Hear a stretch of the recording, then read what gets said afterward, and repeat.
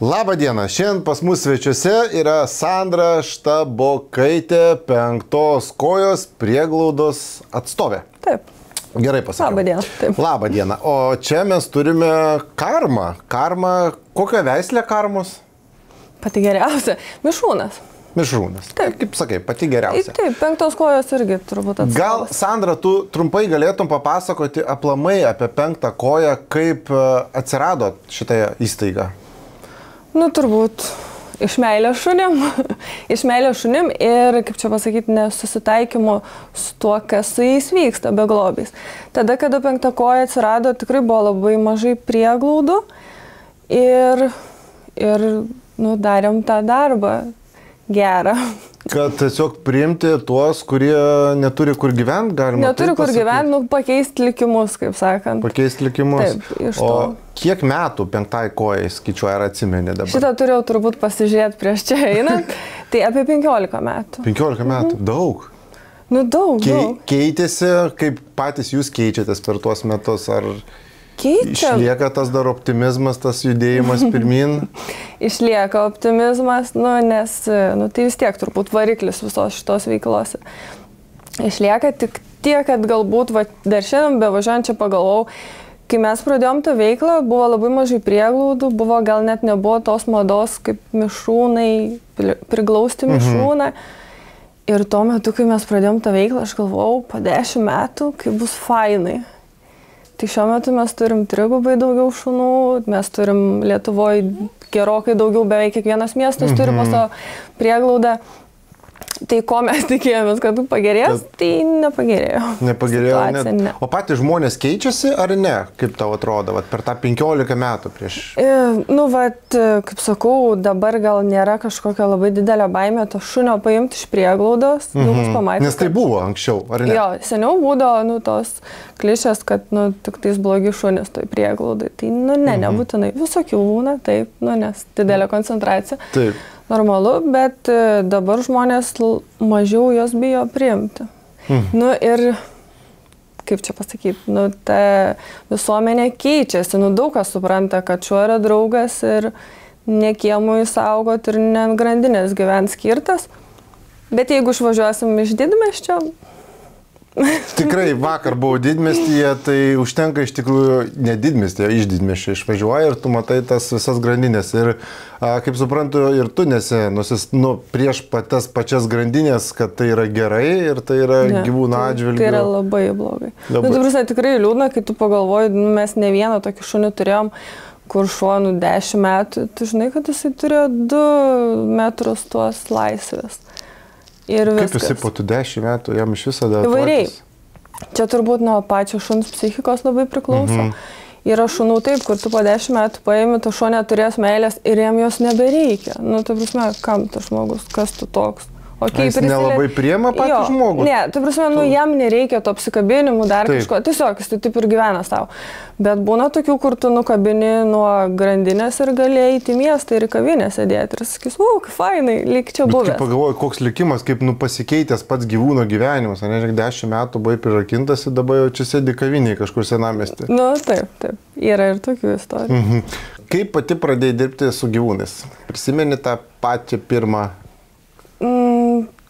Kadangi gal mano pati pradžia buvo labiau fotografija, visą gyvenimą gyvenau nuo gimimo su šunimis ir tada atradau fotografiją, pradėjau fotografuoti mėgėjiškai ir tada atsirado 5 koja ir aš jiems pasisiūliau pafotografuoti, taip padedant greičiau surasti šunim namus. Taip ir fotografuoji 15 metų. Taip ir 15 metų ten fotografuoji, taip. Kas tave labiausiai motyvuoja šitame darbe?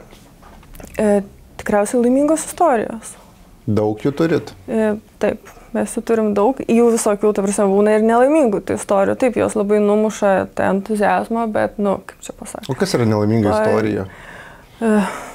Visokie, ta prasme, nežinau, ten. Kad padovanojate ir žmonės neprižiūri, vėl grąžina kelis kartus tą gyvūną, ar... Su metais mes daromės bjauresnės. Aha, pastebėjau, jo, kad tas griežtėja, tas jūsų lygis ir tai yra iš tikrųjų labai sveikintina. Esam ta, kur jie mums nedavė šuns prieglaudą, tai mes labai daugam neduodam šunų Nu, tai prasme, kaip labai daugam. Labai bandom atsirinkti žmonės. Kokie yra kriterijai? Vat aš sugalvojau dabar įsigyti augintinį, priglausti, neįsigyti, gal turbūt sakyčiau taip, priglausti augintinį iš prieglaudos. Koks aš turiu būti, kaip turiu gyventi, kokios mano galbūt pajamos ir tai yra svarbu. Nu, ką jūs atkreipėte dėmesį? Pradžiai šneki su žmogum, kam jam tas šuo reikalingas. Čia kaip darbo pokalbis. Nu, turbūt panašiai. Kam jam tas šuo reikalingas, nu, nes sutikim, kad šuo nėra būtinybės prekė. Nu, jisai nėra reikalingas. Čia mūsų užgaida. Ir koks jo gyvenimo būdas, vaikai, amžius tas pats, vaikai, šeima, gyvenamoji vieta, nuomojamas būtas, nu čia jau yra labai didelis, ne, kaip sakant. Nu tikrai esam ten, kur prisižada, dovanoja, bet irgi, nu atskirai su žmogum labai turi šnekėti. O būna tai, kad pokalbio metu jis šneka ir jisai į tos klausimus atsakinėdamas sako, gal jo, man ir nereikia to gyvūno? Ne, būna, kad labai gražiai šneka, bet tu dar šneki ir jisai vis tiek ką nors pasako, kad, nu nežinau, ten, nu jo. Vasarom visi pas močiutę bus kaime. Nu, arba ten kokį nors išsiduoda.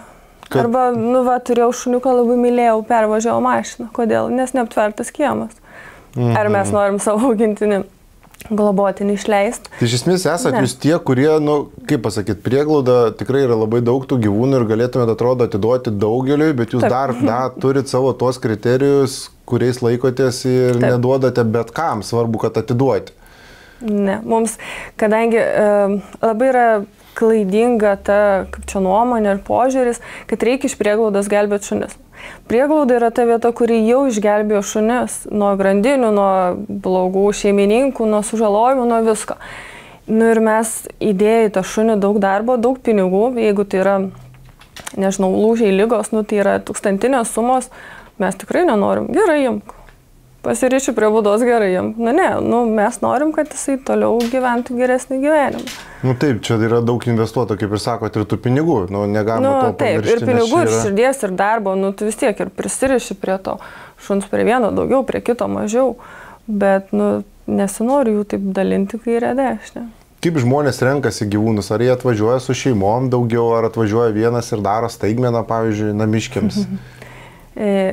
Dažniausiai tai su šeimom, nu, aišku, mes kaip išsirinkti šunį, jo, aš suprantu, atsidarai ten tą mūsų, tarkim, puslapį, daug gražių nuotraukų, daug gražių šunų, bet tai nereiškia, kad tu atvažiavęs su to gražiu šuniu ir išvažiuosi, nes galbūt tos gražų šuo turi kažkokių savybių, kur mes šnekėsim, tau jos netinka, arba tau jos, nu, trukdys gyventi, nu, tai kam tu toks šuo. Tai mes visada siūlom atvažiuoti, pasivedžioti, vieną, kelis kartus. Tikrai yra buvo, kai žmonės atvažiuoja su nuotraukom, aš noriu šito šuns ir jis išvažiuoja su visiškai kitokiu šuniu ir sako, aš pajaučiau, pamačiau. Nu, tai va, kartais dar yra tas, kad tu turi pajausti. Bet ne tik turbūt žmogus turi pajausti, bet ir pats gyvūnas turi pajausti. Nu, pats gyvūnas, taip. Nu, jeigu ten, kaip sakau, įvyksta ta chemija, tai jinai jau įvyksta. Bet, nu, jo, atvažiuoja. Kartais vieni, tikrai yra žmonių, kurie ten, tarkim, rinkdavosi didesnius šunis, kaip čia, stipresnio charakterio. Jie važiuoja mėnesį, dar daugiau, nu, savaitgaliais vedžiojasi to šunį, pratinasi, žiūri. Kiek kartų tai žmonės, daug turbūt, ne, ir neužtenka vieną kartą to šunį pasivaikščioti? Ne, tai ta prasme, mes esam gražioj teritorijoje, turim labai gražių takų pasivaikščioti, tai tikrai yra kur vaikščioti ir tas, kas tikrai nori, tas atvažiuoja ne vieną kartą. Nu, nes būna, kai ten, jeigu atvešit, paimsiu šunį, nu tai... Ne. Kaip išlaiko aplamai tą emocinę pusiausvyrą darbę, nes, nu, darbas tikrai yra sunkus ir nelengvas, nes tikrai būna visko, kaip ir mūsų veterinariniam darbė visko turime, taip ir jūs prieglaudoje irgi turite turbūt visų. Taip, tai vat, kai žmonės sako, irgi girdžiu čia, tu dirbi prieglaudą, kaip fainai, nu, nes visi įsivaizduoja, nežinau, gal tik tokus ten, kur tu žiūri tos prieglaudinius šuniukus žaidančius, tai ne, tai nėra tai. Tai yra ligos, mirtis, galų gale, nu, neišgelbėjimai ir dar kažką, nu, labai daug dalykų, kurie susideda. Tie patys atidavimai šunų, kai tau, nu, ten, kai tu nuvažiuoji pasiemi kažkokį pabėgus, okei, bet tau šeimininkas atveža ir tu matai to šuns psichologinę būseną, kaip jisai po to neėda dar kažko. Nu, šitai yra galbūt sunkiausia. Bet kaip aš visada sakau, ašaros neišgelbėjo ne vieno šuniuko. Susikaupė, atsistoja ir eini dirbti. Nu, tai arba tu padarysi, arba ne. Tai čia, kad paverksi, o aš atvažiuočiau prieglaudą, bet negaliu verksiu. Nu, tai nuo to šuniukam geriau nepasidarė. Bet jeigu tu atvažiuosi ir 2-3 šunis pavedžiosi, tam šuniui diena praskraidė. Nu jo, jam visai kitokia diena gaunasi. Taip, jisai gaus fizinį krūvį, jisai gaus dėmesį, jisai gaus skanėstų pasivaikščiojimų. Ir tu jau būsi kažką labai nedaug, bet jau būsi padaręs. O tai, kad tu paverksi prie šuniuko, niekas nepakeis jo gyvenimo. Niekas nepasikeis. Ar yra iš prieglaudos į namus? Turbūt, kad yra ir ne vienas patekęs į namus pas tave asmeniškai, kad pasimt ir matai, kad tas, čia. Yra mano šeimoje, tarkim, su mano mama ir močiute, tai dabar mes šiuo metu 4 turim, dar turim vieną, kuris ten jau išėjo. 4 atkelia. Nu, per visą giminę čia Jo. Ne, per visą giminę, bet tiesiog močiutę gali biškai laikinai pažiūrėti.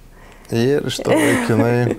Jo, tas laikinai tai iš tikrųjų toksai, vis tiek tu pripranti prie to gyvūno ir gyvūnas irgi pripranta, taigi prie šeimininko greit priima. Bet mes dabar turim tokį dalyką, mes daug, čia irgi, kur, kaip sakant, daug heito gaunam, kad išleidžiam šunis labai daug į Suomiją. Bet norėjau paklausti, nes matau, kad jūs išvažiuoja. Tiesiog bendradarbiaujam su tam tikra organizacija, kuri tenai suranda namus jam. Mes 99% išleidžiam visada ten ramia širdim. Tiesiog. Tai yra kita šalis, kitas mentalitetas, kitas atrinkimas. Jie atsakingai renkasi to šunis ir mums tikrai džiugu, kad iš ten ir ramia širdim mes juos paleidžiam. Bet kaip Suomija pamatė, Suomija neturi prieglaudų? Suomijoje dabar, nepasakysiu, kad kiek čia metų atgal, panos buvo mūsų išvežtos, kaip į ekskursiją ir Suomijos prieglaudai buvo, užvažiavę į svečius buvo 7 šunis. Suomijoje? Taip, ir dar kažkuris, man atrodo, ten lygtais buvo paliktas laikinai atostogų, kažkas tokio. Tai taip, jie neturi, jie turi griežtas taisyklės, bet tos taisyklės gal, kai mentalitetas galbūt kitas, tai ir tos taisyklės yra. Nėra grandinių, šuo privalo vaikščiot, ten tos 2 kartus, man atrodo, į dieną. Visai kitokia priežiūra. Ir Suomiai dėl to žiūri į Lietuvą ir nori tiesiog padėti lietuviams, galbūt lietuviams gyvūnams gyventi kitą gyvenimą. Jie gal dar nebūtinai žiūri, kaip pas mus, dar tas yra, kad veislinių šuo. Taip, jie ima ir iš čia tos aliai veislinius pas mus panašius, bet jie ima visokius, be akies, be kojos išleidę. Išleidę tokius, kur ne metus pusmetį pas jos pagyvena ir numiršta, nes jau labai senus išleidžiam. Jie to kažkaip nebijo ir jų tas, Bet čia ar važiuoja pas, tarkim, ten 5 gyvūnai važiuoja pas vienus kažkokius, kurie dar išskirsto, ar tiesiog jau kiekvienam gyvūnui yra? Jie važiuoja tiesiai pas šeimininką. Čia ta Suomio organizacija gauna anketas, tada mes bendrai atrenkam šunis, kuris jam tiktų, nes ten pakankamai smulkus rašo, ko nori, kaip gyvena ir panašiai. Ir tada padaromi jiems visi įmanomi tyrimai, jeigu jie prašo kažkokių papildomų, kaip ten, tarkim, displazijų, kojų, dar kažko, padarom viską ir tada šuniukai susėda į autobusiuką vieną dieną ir visi iškeliauja, ten pasitinka juos. Tai kiek jūs dabar aplamai turite prieglaudą? Ir skaičius kažkoks ar? Toks tikslaus nepasakysiu, bet apie 300. 300 dabar net gyvūnų yra, kažkaip apie 150 galvo, ar tai atrodė daug. Tai čia seniai laikai labai. 300 gyvūnų, oho, labai didelis skaičius. Čia vien tik tai šuniukai. Taip, mes užsiemam vien tik tai šuniukam. Kaip jūs tą skaičių iš viso palaiko, nes aš suprantu, kai pradėjot, sako, tada buvo mažiau ir auga ir jisai visą laiką auga dabar tas skaičius, galima sakyti, ar jisai... Aš manau, jeigu mūsų nestabdytų, plotai ir panašiai, tai jau būtų, realiai kiekvieną dieną pastabdo ir plotai ir institucijos, ne? Kažkaip žiūrima ne visai taip pilnai ir... Bet, dabar, kaip matėm, kaip suprantam, ne tik mūsų, stabdo, mes turbūt vieni, kur kaip čia pasakyti? Jūs didžiausi, galbūt tokie matomiausi ir gal nebenorim patilėti. Mes su ta institucija, kaip čia pasakyti, ne konflikto, nemalonų santykių turim nuo pačios pradžios. Tai mes jau labai daug per viską praėjome. Žmonės vėlgi, žiūrėdami į dokumentus, neįsivaizduoja, koks yra realus tas turbūt gyvenimas. Ir, kaip sako, neturi tų plotų didelių, 300 gyvūnų sutalpinti ir padaryti jiem didelį kambarį, kuriame bus gultai, lovos, automatinės gertuvės ir visą kitą. Tam reikia didelių, labai didelių pinigų. Net ir didelių, taip didelių pinigų, bet kartais net ir nelogiška. Paskutinį kartą mūsų paklausė, kodėl šuniukam narvuose nėra žaislų. Ta prasme, kur net neturi ką atsakyti. Visų pirma, šunis patys su žaislais, kaip ir nežaidžia, žaidžia šeimininkas su šunim su žaislu. Visų antra, tie šunis, jie iš visur atkeliavė, tos žaislus gali suėsti.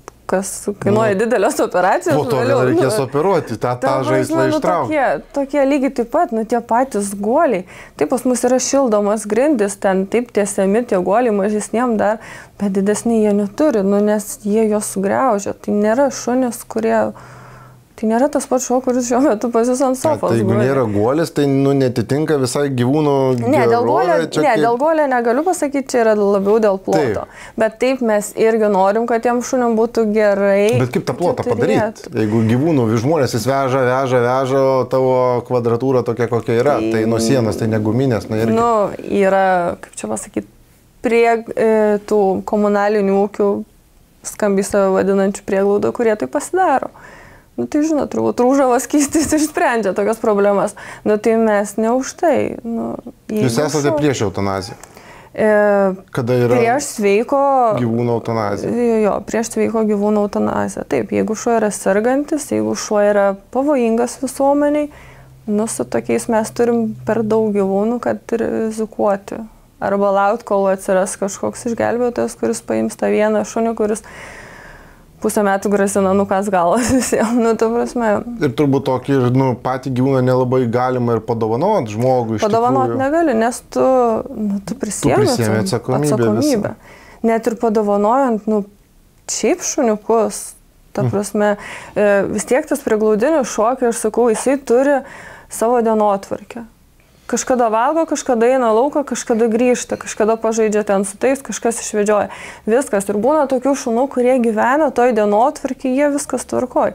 Jos priglaudžia, ir prasideda daug ciucių, tau tas, žiūrėk, maistukas, tas ir to šuo pradeda ragus rodyti. Tai, irgi taip reikia, kaip sakant. Stengtis išlaikyti turbūt tą, ką jisai buvo, kaip... Taip, mes daug tikrai stengiamės apie tą šunį suprasti iš tų vedžiojimų, iš ten visko ir perteikti visą įmanomą informaciją šeimininkam, bet taip, kartais mes ne viską galim žinoti. Pačio šuo, kurį paėmiau labai gera, bet 4 metus su mano vaiku galvojau, kad, Pešasi biškinė. Mano vaikui dabar 6 metai, čia dar nesenai dėjau story, kaip jisai džiaugia su juo ir aš prieš 2 metus neturėjau minties, kad tai bus. Kad džiaugsis. Kad džiaugsis, jo. Tai irgi jinai kaip ir faina, bet atsiradus vaikui jinai, tokia problemytė buvo. Pasakyti.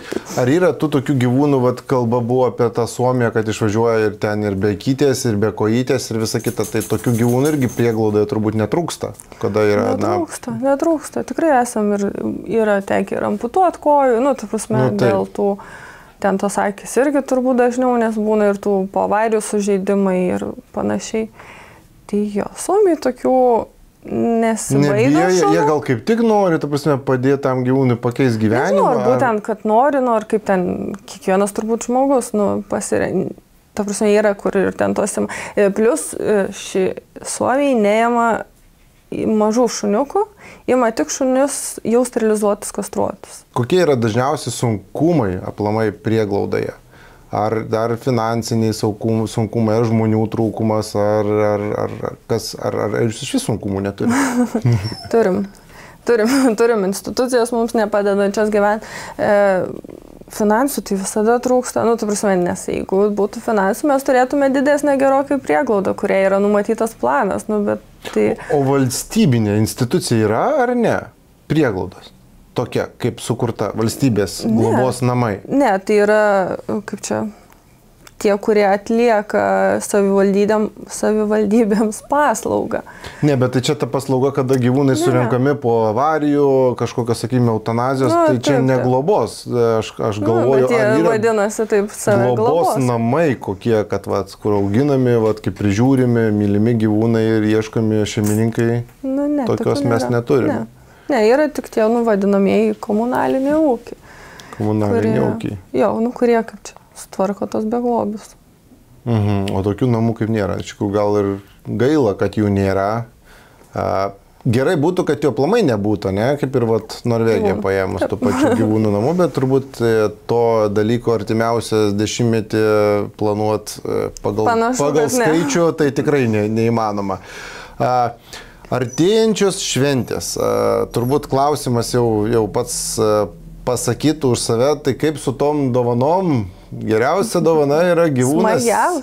Smagiausia. Taip, tik toko vaizdeliuose labai smagios tos emocijos, ta ten minutė ar kiek ten vėliau nerodo, kaip gyvenimas vystosi.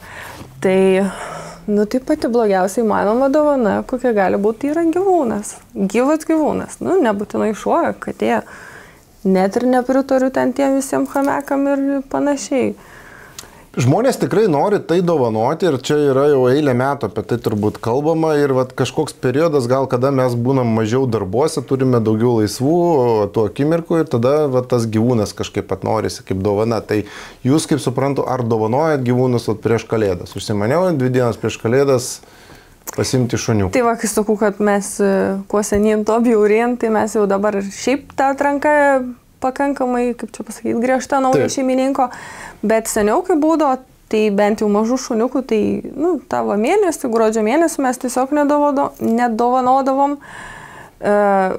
Didelio šuns nieks neima dovanai. Ta eglutė netilps ir negražiai atrodys nuotraukose. Tai va čia apie tą laisvą laiką, tai tarkim per karantiną, kai ten visi suprato, kad mes sėdėsim namie, tai mes irgi buvom sustabdę bet kokį dovanojimą. Per karantiną net buvo sustabdę jūs? Bet tada jau bet kokio šuns.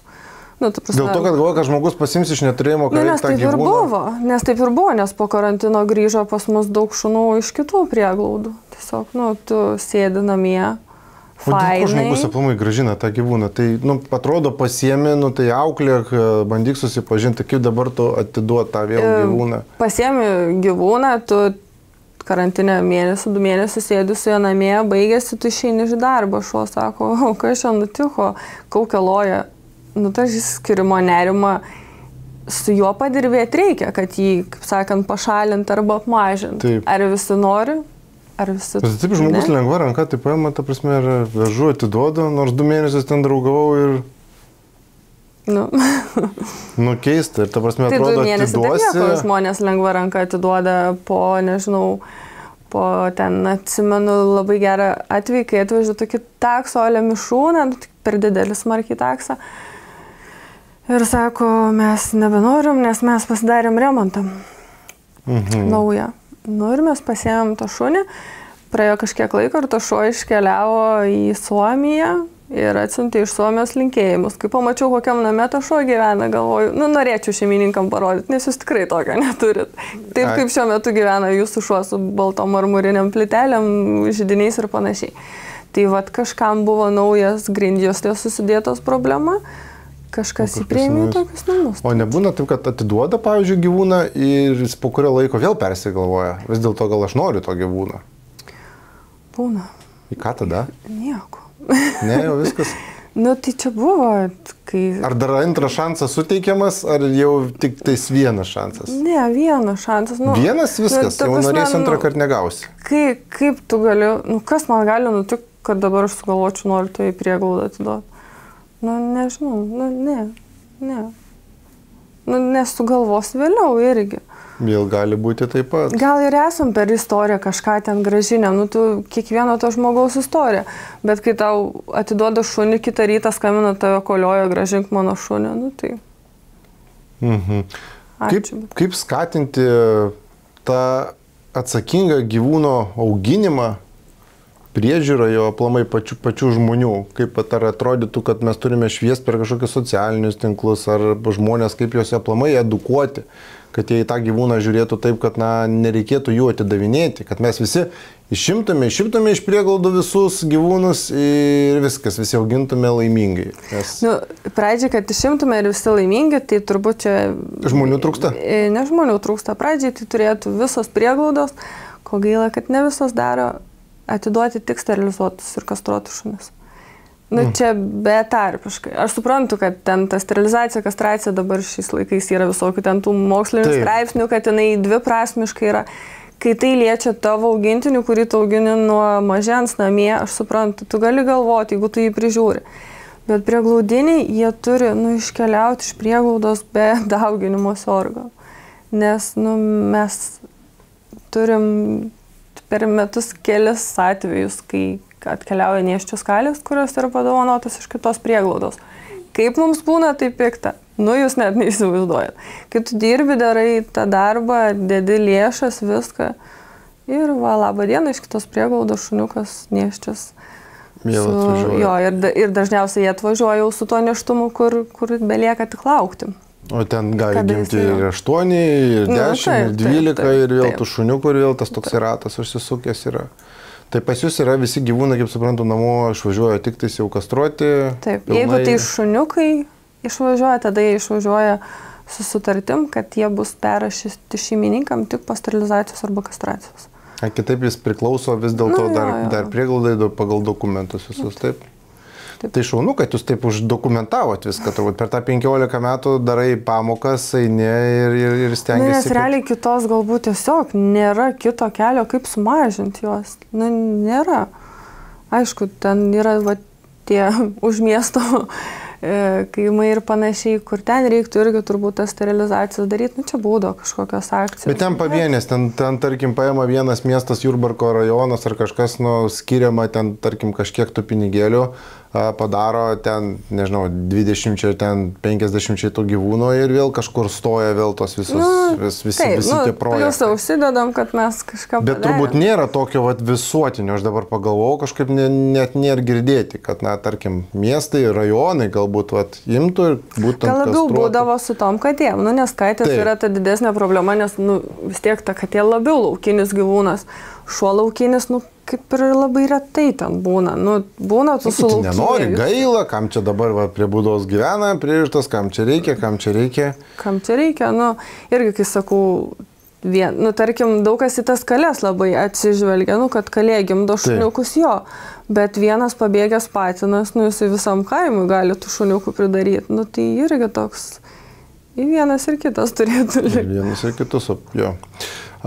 Kaip galvojat, kokia aplamai parama žmonės pas jūs atvažiuoja, turbūt yra žmonių, kurie tiesiog pavedžiot gyvūnų, susipažinti, bet yra žmonės tiesiog, kurie aplamai prisideda prie tos veiklos, turėdami namuose savo gyvūnus, bet nori prisidėti ir prie jūsų veiklos, kad jums palengvė darbą. Ar jums tokių žmonių trūksta aplamai dabar ar ne? Tai visada. Savanoriai. Ne, tai visada, ta prasme, tų savanorių. Jo, tam darbui prieglaudai mes ta savanorystė tai yra pagrindė pavedžiojimas. Mes jau ten galimybės duoti valyti narvus, kaip tarkim seniau nelabai galim, nes tai vis tiek. Tu turi žinot, ką darai šunis svetimas žmogus, tai gali būti ir pavojinga ir panašiai. Tai mes tokių. Bet mes šiaip, atviri visokiom idėjom, visokiom marketinginiam idėjom, galbūt per kažkokią sklaidą, tu irgi. Aš matau, jūs labai stengiatės, iš tikrųjų, turbūt didžiausias jūsų noras tuos gyvūnus padovanot tiem žmonėm, kuriem iš tikrųjų to reikia, turbūt. Taip, ir, iš esmės šviesta visuomenė kažkiek. Buvo laikas, kai mes buvom gerokai aktyvesni tame, po to, tai biški nusėda, nes tu vis tiek tą patį per tą patį atrodo, sakai žmonėm. Ir tai sakau, tų savanorių visada ir ta savanorystė gali visokia būti. Čia nėra, kad tik tais... Bet pat prieglaudai, tarkim, ar kas yra maistas, labai turbūt maistas? Maistas, valymo... Finansai, bet turbūt svarbiausia vis tiek yra turbūt finansinė parama, nes iš tai tu gali nupirkti, ko tau reikia, nes jeigu žmogus koncentruosis tik į maistą, man atrodo, kad to maisto ar jo trūksta. Tai maisto trūksta, taip, prieglaudos irgi renkasi, nesirenka super premium maisto, bet renkasi, kad tai nebūtų pats prašiausias. Nes tai irgi dadeda mums darbo, šunis labiau serga, šunis labiau viduriuoja ir toks užburtas ratas. Tai maistą, tai patys gali žmonės atvežti nupirkti. Mes visada sakom geriau mažiau, bet kokybiškiau. Visada trūksta valymo priemonių. Tai čia nuo popierinių rankšluosčių iki kempinėlių, indų ploviklių, langų ir tokių. Tai irgi, šitiem kaip ir, patys žmonės gali nupirkti ir atvežti. Taip, ten kiti dalykai, kurie ten, nežinau, kai elektra, tu jau nepaprašysi žmogus. Tai taip, finansai. Jo, tada jau finansai. Tos pačios vaistų veterinarinių procedūrų sąskaitos. Kiek jūsų žmonių dirba tenais? Darbas, nedarbas, tai toks darbas turbūt, kad net nepavadinsi daugiau pagalba. Kaip, iš tikrųjų tai yra sunkus darbas fizinis ir psichologinis. Sakau, kai man pasako, kai fainai prieglaudai, tai ateik, pabandyk padirbt. Man čia irgi dabar nesenai ieškom žmonių ir čia man keli, kaip aš norėčiau. Sakau, ne, tau nepavešiu, ateina. Taip, aš pats esu dirbęs prieglaudoje ir būdavo turbūt apie kokią gal 70 šunų ir tekdavo vienam susitvarkyti ir narvus valyti, ir kakaliukus, ir tu dar įeik pasikai, jis nori tave suvalgyti, ir tu su juo susidraugauti turi, tai iš tikrųjų nelengvas darbas, ir kvapų būna, ir visko būna, taip kad, tikrai, ir vaizdų. Ir vaizdų, ir jeigu turbūt tos vaizdus, paimtum dabar visi su tais telefonais, visur kas pamato, iš kokio konteksto traukia, tai tos nuotraukos irgi vis tiek kartais gali sugadinti ir pateikti viską ne taip, kaip iš tikrųjų yra. Taip, tai kaip vienos institucijos ten tie žmonės atvažiuoja ryte ir nufotografuoja nešvarų narvą, tai gali būti, kada dar tik visi renkatės į darbą ir dar eisite tvarkyti jo. Taip. Tai jūs duokit visą laiką šluotą pradžiai, kad, pasitvarkom kartu ir po to padarom. Ir padarom taip, kaip jo. Kaip ta trendas, tas toks netrendas, bet mada tų visų, tarkim, veislinių šuniukų, nevardinsiu ten pudeliukas ar dar kažkas, turbūt skaudu biškai žiūrėta, kada daugelis žmonių perka tos visus veislinius, o pas jūs daugėja, tokių, kurie... Dabar aš atsakysiu labai kaip neprieglaudos, ne tai, kad neprieglaudos atstovė, bet aš nesu prieš veislinius šunis. Taip. Aš pati turiu veislinius šunis ir tikiuosi dar turėsiu. Aš suprantu, kas yra veisimas ir kas yra veisliniai šunys ir viskas su jais tvarkoj, tik žmonės turi tikrai žinoti, ko nori. Ir, nežinau, neskaudu, jeigu jiems reiktų pudelių ir įžau mažo, lai perkasi, tai aš, kaip čia pasakyti, fainai, kad, tarkim, gyvūną paimtų, bet, tu žmogui negali. Gali rinktis, Taip, tuo labiau veislės yra paskirtis, visą kitą. Aš visada žmogui sakau, jeigu tu nori šuns, tai tu pabandyk nuvažiuoti prieglaudą, galbūt rasi šunį. Jeigu tu nori kažkokio šuns su, kaip čia pasakyti, tiksliniam savybėm ar dar kažkom, tu ieškok tada veislinę, bet atsakingai ieškok, neskelbia tu nori parodas kažkokios dalyvauti, ir tavo veikla tokia gyvenimas. Nebūtinai, jeigu aš norėčiau, užsiminėti ant kokiu nors, sportų su šunim, tai turbūt, prieglaudai jau sunkiau būtų rasti, negu nusipirkti Malinois. Bet jau aš tada turiu žinot, kad aš savo gyvenimą paskirsiu tam šuniui. Arba ten, jeigu tu nori kaniterapiją, tą pačią lankyti. Taip, mes turim prieglaudinių šunų išleidę į kaniterapiją, bet čia tokie vienetai. Tai viskas tvarkoja. Žinau, tą labai čia populiarų Adopt Don't Shop. Aš nesu visiškai jo šalininkė. Aš suprantu, kam yra...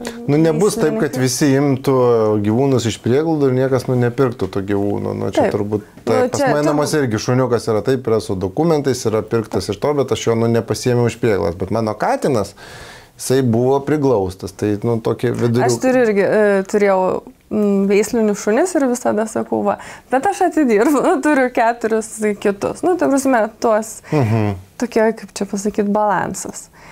Tai, viskas gerai su tais. Žmonės renkasi, ko nori. Negali. Svarbiausia yra, kad galbūt čia labiausiai reiktų edukuoti ir skirti tą veislyną ir daugintojų. Va čia yra didžiausia problema, nes iš tų daugintojų atsiranda tie visi huskiai, kurie pas mus prieglauda, aš nežinau, kiek šiuo metu mes turime, 4, 5, 6. Daug, jo. Nu, tie huskiai, kurie, išoriškai panašus į huskiai. Taip. O tai kaip jie atsirado, ta prasme, jos kažkas tiesiog vėl dovanoja? Tai visai pameta, nenori surasti turbūt, nes jie vis tiek tokio įdomesnio charakterio. Arba čia atvežė, nes vištas pjauna.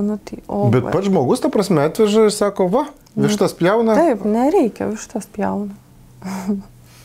Bet, sakau, keistai net atrodo, kad, pats dažnai atrodo jau prašytum vos ne kažkaip, kad atvežtų, bet taip šaltų veidų pats atvažiuoja, atiduoda. Žinokit, tai čia dar kaip pats šaltų veidų atvažiuoja nieko, bet mūsų yra turbūt patys ir skaudžiausi. Man tokie atvejai, kai nepasigėdina su vaiku atvažiuoti. Ir atiduoti? Taip. Yra buvę, nežinau, čia į tą dovaną, aš nežinau, ar ten buvo dovana, bet atvedė. Sakiau, kad jeigu nevedžios, tai... Vaikas... Vaikas stovi, ką žinau, gal iš tikrųjų jau to šunis jisai nebenori, bet čia nežinau, kas gali būti blogiau. Bet turbūt visus, bet jūs ar galite visus priimti gyvūnus? Turbūt irgi kažkokie kriterijai yra, kad žmogus, jeigu atveža, turbūt bandoma gal perkalbėti dar ar kažkaip, ar jūs... Jeigu žmogus atvažiavo į prieglaudą, tai ką tu jau perkalbėsi, paim, Ne, jis nuveš kitą prieglaudą, galbūt iki to komunalinio ūkio pavežės, kur to šunį išmėgdys, arba jeigu dar labiau ten visiškai jam, tai jis pavažiuos iki miškelio paleis to šunį, po to mes jį nuvažiuosim, susirinksim. Tai ne, atkalbėti nėra, aš manau, kad čia nežinau. Ar gyvūnas turėtų būti 2 žmonių, kaip dokumentaciniai, įvardinkime, ar vieno, nes dabar mes turime vieną, šeimininkas gali būti vienas, o kaip yra, kai vyksta santuoka, tada kam tas gyvūnas priklauso. O Jėzu, čia man linksmiausi dalykai, kai man paskambina, ką daryt mano šuo ant vyro. Ką daryt, sakau, pradžiai, savo šunų niekam neužrašyčiau. Niekam, mamai gal užrašyčiau. Mano šunis, jeigu yra mano. Bet čia spraga kažkur, bet kaip tą šunį, aišku, priskirti 2 žmonėms, nes aš tikrai turėjęs tokį atvejį visiškai iš darbo istoriją, kada buvo šeima, susičipuotas auginis, viskas gerai, gyvūnas priklauso vienam šeimos nariui ir atsitiko gyvenimas, išsiskyrė. Vyras, norėdamas atkeršinti savo žmonai, kaip tai pavadinsi, keršinti, bet įskaudinti, atvažiavo ir buvo prašymas pas mane, kad užmigdyčiau gyvūną. Gyvūnas yra jo, priklauso su dokumentais, viskas ir jo prašymas atlikti gyvūno eutanaziją. Aišku, aš tuo metu atsisakiau, netlikau aš tos eutanazijos, tai išsikoliojimai, visi kiti dalykai vyksta, trenkiama duris ir išeinama, bet yra dar Lietuvoje veterinarų, kurie neatsisako. Veterinarų tūkstančiai ir visa kita, ir galbūt ne Lietuvoje, gali visur kitur rasti, kur greičiausiai belskisi visas duris ir kažkas tas duris atidarys. Tai... Net miestą pasakyčiau, kuriam gali bet kada pasibelsti ir bet kokį šunį. Tai labai gaila ir va tokiose situacijose, kad gali vienas žmogus tikrai patirti didelį gyvenimo traumą vien dėl to, kad dokumentaliai tas gyvūnas tiesiog tau nepriklausantis. Tai jau čia net nežinau, realiai kaip šuo aplamai yra, čia teisiškai yra daiktas su verte. Daiktas turintis vertę. Taip, jisai, tai nežinau, per pusę jo nepadalinsi. Jeigu gražiai skiriasi, yra atveju, kada dalinasi šunį taip pat kaip ir vaiką. Pas mane 2 savaitės, pas tave 2 savaitės. Šitaip net būna? Tai būna. Jeigu tu išsiskiri, bet gražioji ir manau, kad čia ir šuniui gerai, ir tu turi laisvės. Natūralu, jo, kad... Kaž 2 savaitės gali išvažiuoti paatostogauti. Dabar žmonės nenori vaikų, populiacija Lietuvoje mažėja, žmonių kiekis mažėja, bet gyvūnų kiekis auga. Tai turbūt tokia ateinanti mada, kad gyvūnas iš tikrųjų šeimom yra labai gerai.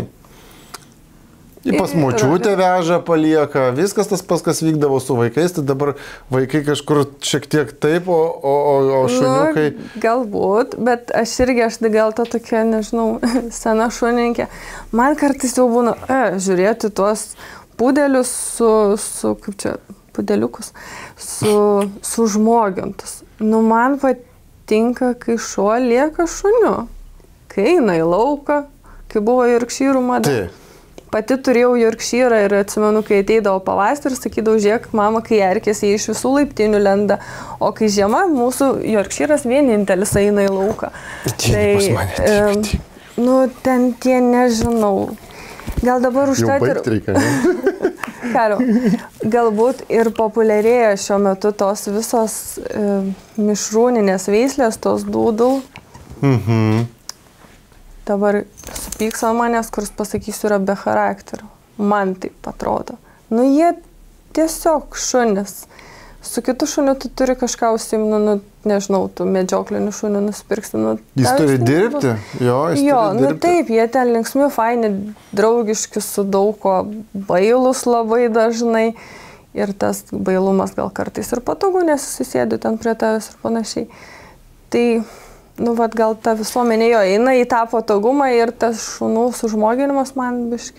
Vis tiek, aš irgi tai manau, kad šuniukas neturi būti vaikas, turime mes rasti tą aukso viduriuką. Aišku, jie gyvūnai dabar gyvena lovose, dar prie bendro stalo nesėdi, bet jau nenori, sakyk, esate svarbus šeimos nariai. Ačiū tau labai, Sandra, už pokalbį, labai buvo smagu pakalbėti, taip, ir tau buvo beveik smagu, nes, sakybiškai, nuobodu, bet viskas mums čia pavyko puikiai. Labai darbas, sakau, darbas net nepavadinsi, tai darbu iš tikrųjų, tai yra gyvenimo pašaukimas, tai nėra metų ar 2, tai yra 15 metų, daug gyvybių išgelbėta, daug namų surastų, tai linkiu dar labai daug metų tęsti tą veiklą, šviesti visuomenę, mažinti skaičius ir suteikti naujus gyvenimus tiem, kuriem labai to reikia. Ačiū, bet kaip labiausiai sakau, labiausiai norėčiau, kad po 10 metų neturėjo darbo šitoj srity. Tai mes po 10 metų pasikviesime bedarbę Sandrą pas mus vėl pasitarti, pasikalbėti, kaip jinai tapo po 10 metų bedarbė ir visi gyvūnai turi savo laimingus gyvenimus. Ir turiu, Sandra, tau dovanėlę. Dovanėlė atkeliauja čia ir... Dabar turbūt iš naujo reikia. Ir turiu dovanėlę. Turim dovanėlę mes ir paprašom ir Karmai, tai jeigu turime Sandrai, tai turime ir Karmai. Taip, Sandra, mūsų simbolinė dovanėlė, o tau, Karma, irgi į namučius užkandukai ir maistukai. Tai ačiū labai. Buvo smagu išgirsti, pasikalbėti nuoširdžiai ir pats iš tikrųjų daug ką sužinojau. Ir jeigu galvojate apie gyvūną ir norite gyvūną namuose, kaip Sandra ir sakė, pirmą atvažiuokite pavedžioti, padraugauti, susipažinti. O mes linkime jums gražaus vakaro, gražų švenčių ir iki pasimatymo jau kitais metais. Like, subscribe. Ir nepamirškite paspausti like, subscribe. Ir nepamirškite paspausti like ir subscribe. Iki pasimatymo.